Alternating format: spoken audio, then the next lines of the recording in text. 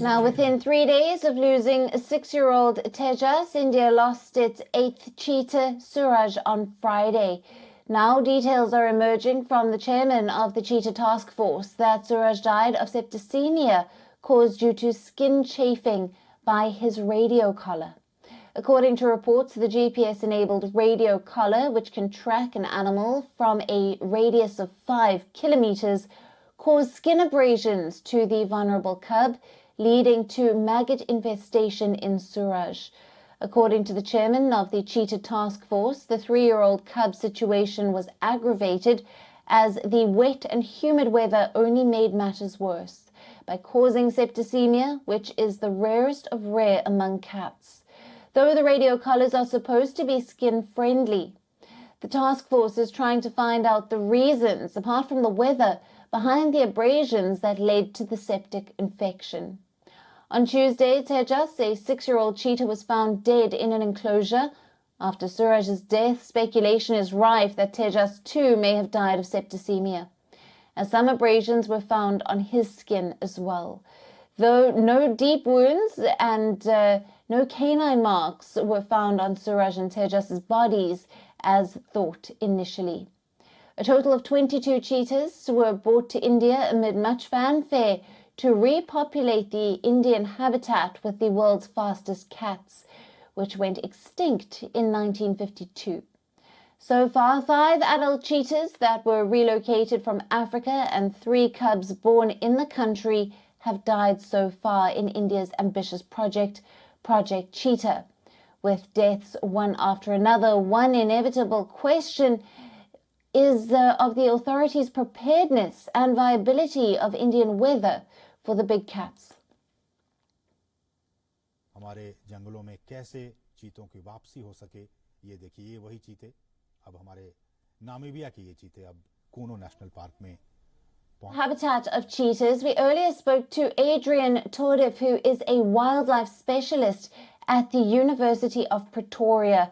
He was responsible for the disease risk assessment for Project Cheetah and the vet in charge of the translocation of the animals to India. Listen in. I think there's a lot of concern about the cheetah deaths. This is such a high-profile reintroduction.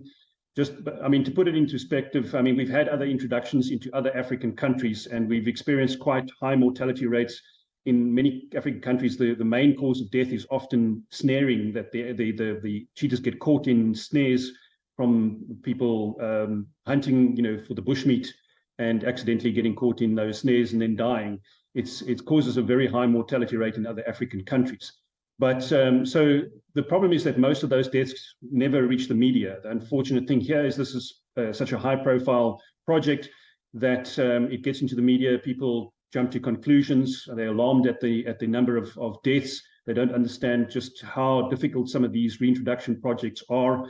They're incredibly complex. There are new challenges. This is not a challenge that we anticipated at all. But the important thing for us is to be able to adapt to all of these new challenges as and when they appear, and that requires intense monitoring. So in South Africa, there is still, I mean, there's a lot of controversy about the project. We are very concerned about the perceptions around the project because it may have an impact on the future of the project, because we definitely need to still be taking cheetahs to India in the future over the next 5 to 10 years.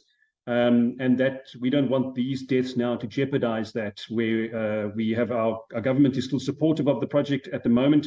But if these deaths continue and public sentiment turns against the project in a much larger way, then we may have significant challenges trying to persuade the government to continue with the project. फिर से हमारे जंगलों में कैसे चीतों की वापसी हो सके, ये देखिए, ये वही चीते अब हमारे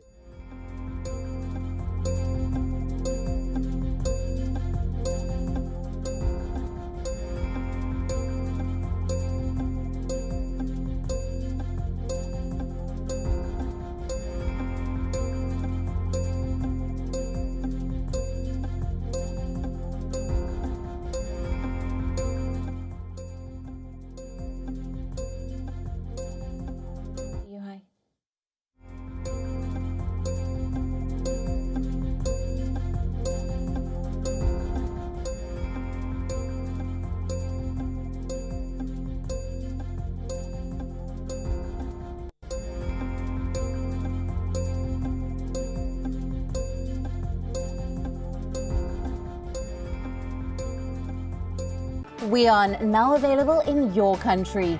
Download the app now. Get all the news on the move.